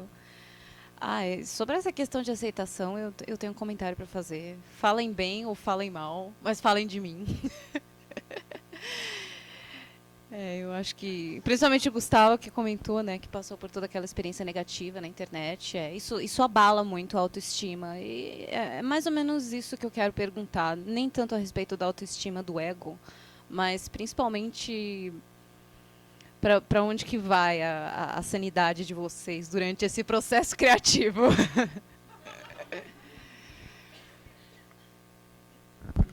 Oi. Não, agora que você falou, eu lembrei de uma crítica, eu acho que foi negativa, não sei, que eu não entendo direito as críticas. Que o meu primeiro livro foi o primeiro livro nacional que precisava de legenda, né? Porque as pessoas não conseguiam decifrar aquelas palavras que eu fazia no guardanapo, né? E no final, tanto que no final do livro tem a legenda de cada um. Mas isso é uma crítica até compreensível, porque eu acho que quem não acompanha desde o começo do meu trabalho, naturalmente vai encontrar uma dificuldade para ler ou para entender. Só que tem todo um propósito, tem todo um motivo de eu ter escolhido desenhar de forma meio bagunçada as letras, porque justamente era para prender a atenção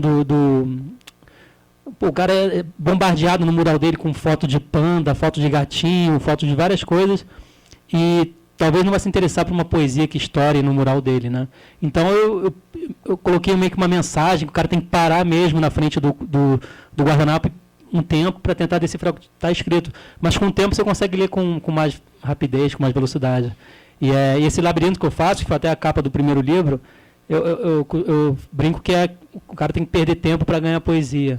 Então, hoje em dia, com esse excesso de informação que a gente recebe todos os dias, a gente não consegue digerir nenhuma praticamente. Então, a gente fica todo o nosso conhecimento fica na superfície, né? A gente não mergulha para se interessar ou para desvendar uma ideia.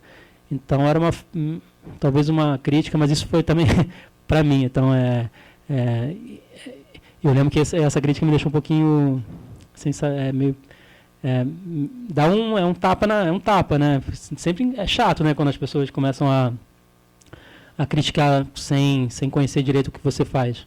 Mas assim, o que eu recebo de mensagens assim é impressionante, assim, dos leitores, das leitoras que voltaram a escrever, voltaram a criar um blog porque viram que uma ideia simples pode encantar muitas pessoas no Brasil, sabe?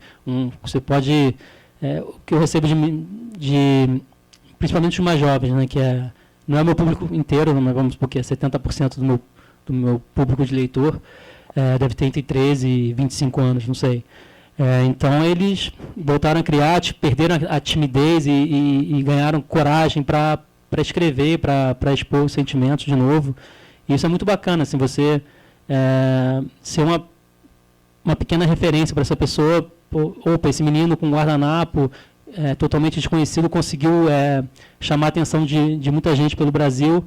Eu vou tirar minha ideia da gaveta, né, que nem a gente estava falando, e colocar no papel, no guardanapo, numa madeira, não sei.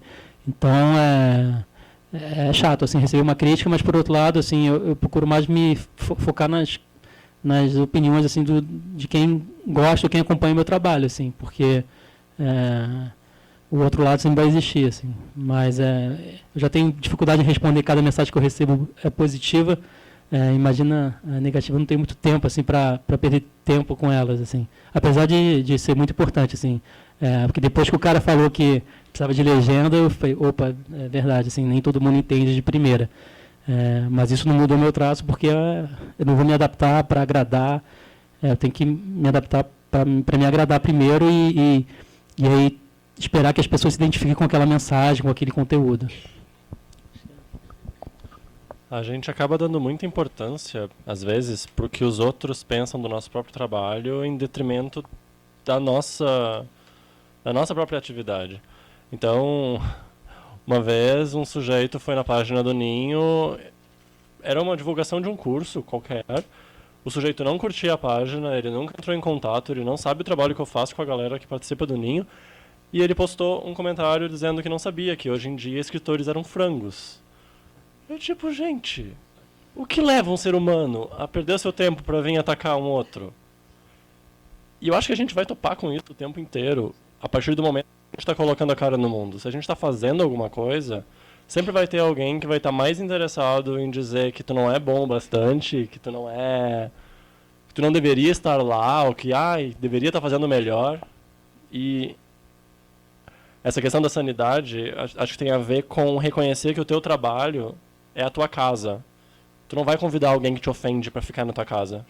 Então é isso, tipo, presta atenção em quem te acompanha, quem te acolhe, e manda bem longe quem atrapalha tua autoestima ou coragem de continuar caminhando. E tem uma coisa que é legal de lembrar, que quase sempre quando alguém está criticando o teu trabalho, a pessoa não está te criticando, ela está criticando a relação dela com aquilo que tu criou.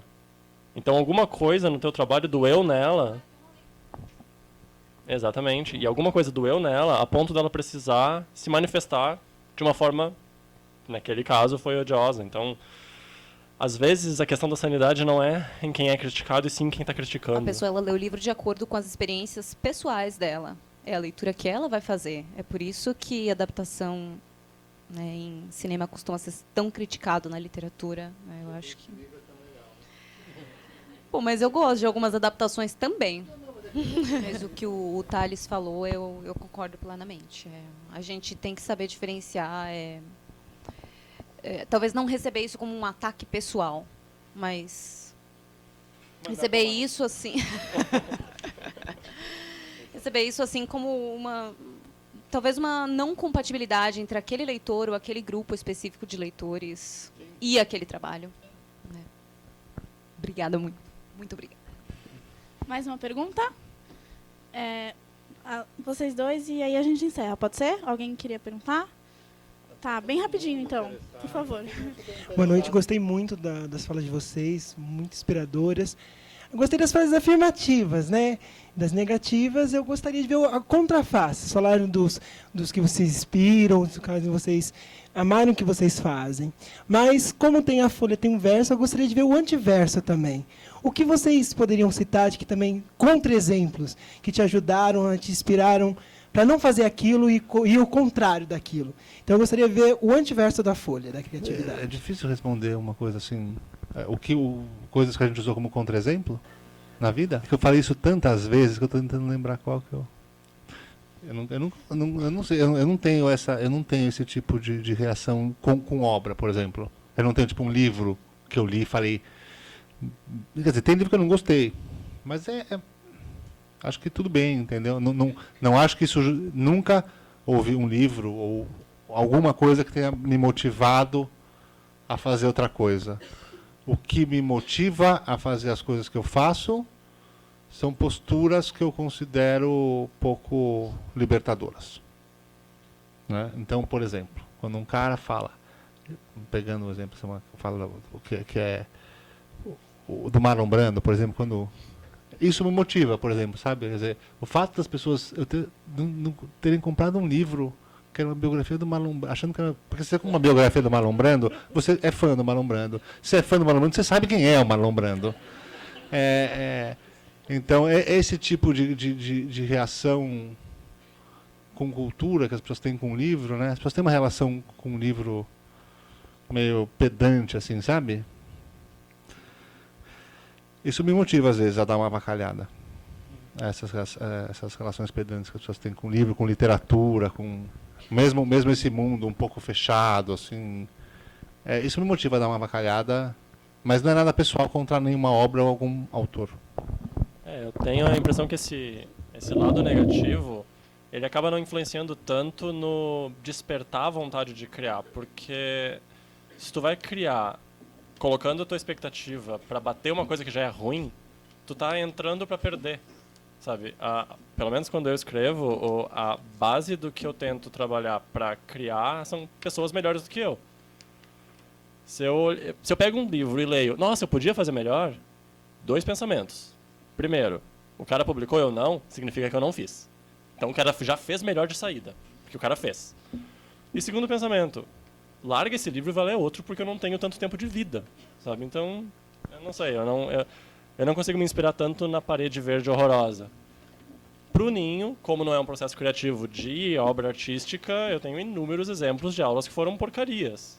E são exemplos maravilhosos de coisas que eu nunca quero ser em cada encontro. Então, pessoas que gritam com alunos querendo que isso estimule a criatividade.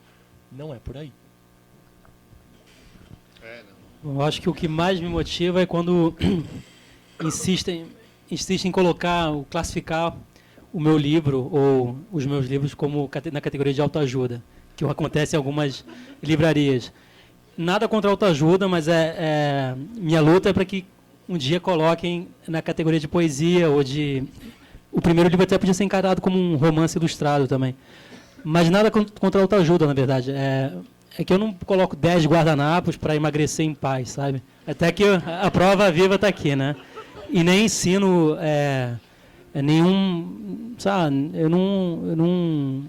Ou 10 formas de emagrecer lendo os guardanapos do Antônio, assim, eu nunca criei pensando nisso, então isso me magoa, e essa mágoa vai uma raiva, e essa raiva vai uma vontade de fazer mais poesia e que as pessoas encarem isso como poesia. Se eu quisesse ter feito um livro de autoajuda, eu teria feito. Assim, e eu até entendo algumas pessoas quando colocam isso, porque realmente as mensagens que eu recebo, as pessoas realmente mudaram de vida e tudo, mas não no sentido de ser daquela categoria de autoajuda. Aquela poesia ela enxergou como uma forma de sair da inércia dela. Até porque se você pegar algumas frases isoladas de qualquer poeta já consagrado, Fernando Pessoa, Drummond, algumas vão soar como autoajuda também. Então, quando você pega uma coisa isolada, é muito fácil classificar de forma errada. Mas eu acho que é isso, assim, esse lado mais... Minha parede verde eu gostaria que fosse poesia e não autoajuda. Eu achei isso. Mas a rede de vocês, os contatos de vocês foram essenciais. Eu queria saber se hoje, no mundo de hoje, a habilidade ou essa rede pode contar mais para lançar um escritor, para tornar ele bem-sucedido. Posso começar? Essa pergunta, eu sempre falo disso em design em geral. Quando eu estudava design, eu estudava arquitetura, na verdade eu ouvia que se eu não tiver contato, você não vai chegar em lugar nenhum. E eu pensava, não vou chegar em lugar nenhum. Porque eu nunca fiz, para mim, networking sempre parece pessoas jogando tênis. Sabe, você liga para o cara e fala, vamos jogar um tênis? Aí você joga um tênis, aí no final você fala, e aí, vamos fechar um negócio agora? Eu nunca fiz isso, assim. Na verdade, eu conhecia pessoas de editoras porque eu trabalhava para eles. Eu acho que isso também é uma coisa super valorizada hoje. Essa coisa de você ter contatos de um jeito meio... Uma coisa é você ser legal. Uma coisa é você trabalhar com alguém e ser legal. Outra coisa é você achar que se você não for amigo do amigo do amigo, você não vai chegar a lugar nenhum. É possível construir contatos trabalhando. Não precisa só jogar tênis. Eu nunca joguei tênis na vida. Nunca fiz network, é isso. Eu nunca fui almoçar com ninguém para fazer negócio. Nem fui numa festa porque ia ter... Posso ter perdido algumas coisas? Posso, mas eu acho que assim, existe uma visão também muito de que isso é uma grande barreira, quando na verdade tem que começar e vai indo, entendeu? Você vai indo, vai indo, vai indo. É claro, eu falar isso hoje, depois de 20 anos trabalhando, é fácil falar, não, hoje eu tenho editoras que... Muito bacana essa pergunta. Até uma oportunidade para esclarecer também. Eu acho que esse contato da Lívia realmente... para entrar no meio editorial ajuda, assim, é fundamental. E depois, uma vez que você entrou, você vai conhecendo pessoas e é natural que você cada vez abra mais seu leque de contatos. Mas no meu caso,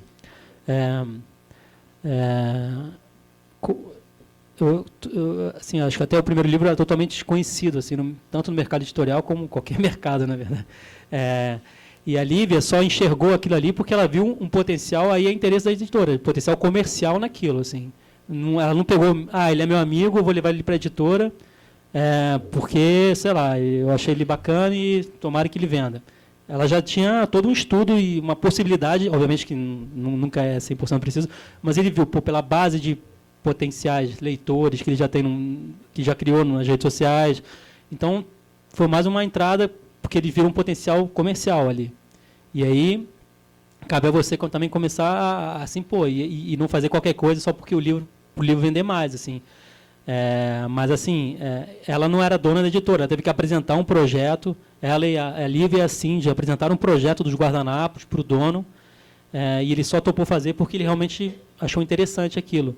Porque se fosse assim, todo mundo que conhece alguém de editora teria publicado um livro. Então, não basta só ter um contato de alguma editora, precisa ter também um conteúdo para apresentar e que esse conteúdo se encaixe no perfil da editora.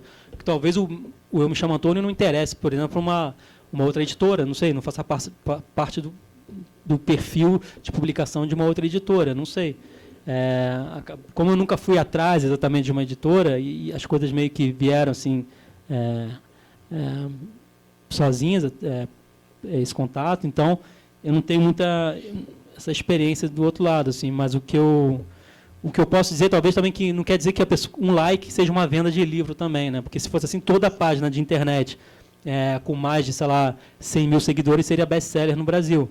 E não é isso que acontece. E esse é até um medo que eu tenho das editoras enxergarem todas as páginas com só o lado de seguidores como um apelo comercial. E não é o que acontece. Tem página que não tem seguidor nenhum e que o livro vende. Assim. Não que venda de livro seja um sinal de qualidade ou de reconhecimento, não, mas é que muitas estão olhando por esse lado mais comercial de um like é uma venda, e não é isso que acontece.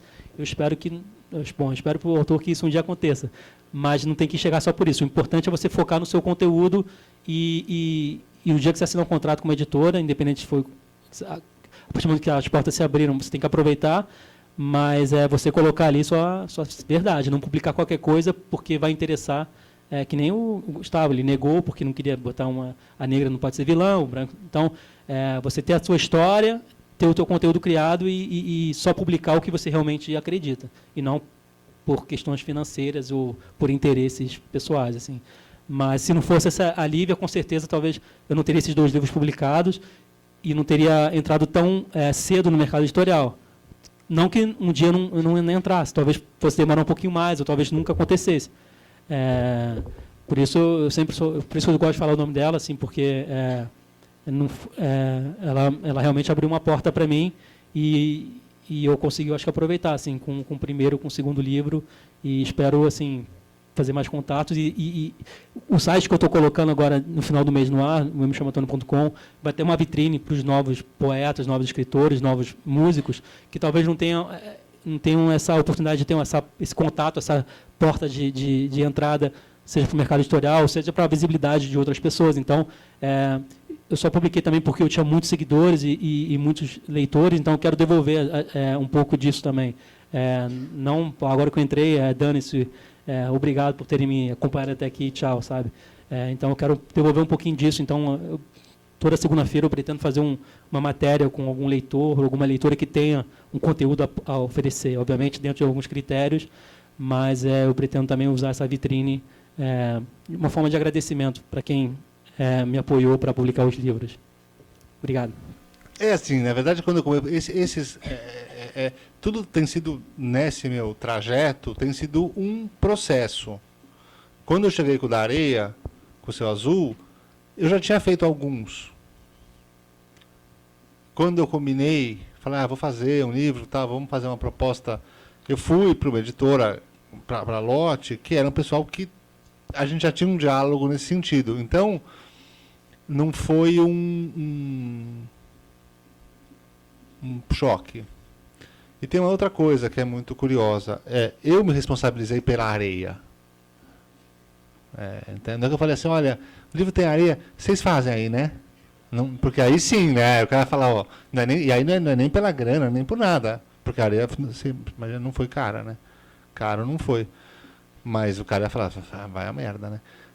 Então eu acho um pouco que assim, eu acho que o que eu faço, acho que são duas respostas. No meu caso, assim, eu assumo, se eu quero fazer um livro com areia caindo, eu assumo a areia, né? Não vou falar para alguém fazer com areia, porque ninguém vai falar, tá bom. Por outro lado, essa questão de rotular é muito engraçada, né? Eu já achei um site que tinha Gustavo Piqueira, designer, não sei o que, não sei o que. Gustavo Piqueira, escritor, me picaram em dois. Porque um era o designer gráfico, o outro era o escritor, entendeu? As pessoas têm uma tendência a rotular. As pessoas têm essa relação com literatura, é uma relação que ela é um pouco...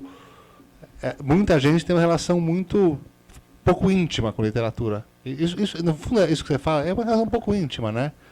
No fundo, você fala assim, guardanapo na literatura, você tem uma relação um pouco íntima com literatura. E que você gosta de mostrar um pouco o seu lustro. Isso não tem jeito, isso tem em todo lugar. A gente não tem uma forma para a gente lidar com isso, a não ser seguir em frente. Né? Imagina se aqui, né, o cara que falou que guardanapo não é livro, Pedro desistiu, só escreve livro agora em páginas. Eu, primeiro, que também falou, por literatura também, não ponho mais nada nos meus livros. Né? Mas é claro, você não muda de um dia para a noite. Com o tempo você muda. É meio por aí, assim. Você tem que acreditar no que você está fazendo. Você tem que acreditar que o que você está fazendo é a cara do seu tempo. Não que isso vai ser reconhecido no seu tempo. Nem que isso vai ser reconhecido em tempo algum. Posso dizer que não.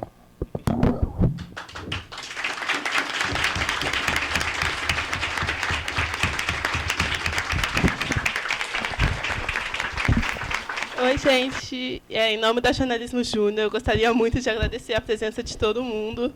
Espero que vocês tenham gostado. Agradecer os palestrantes. Eu, pelo menos, gostei muito. E é isso. Muito obrigada, gente, pela presença.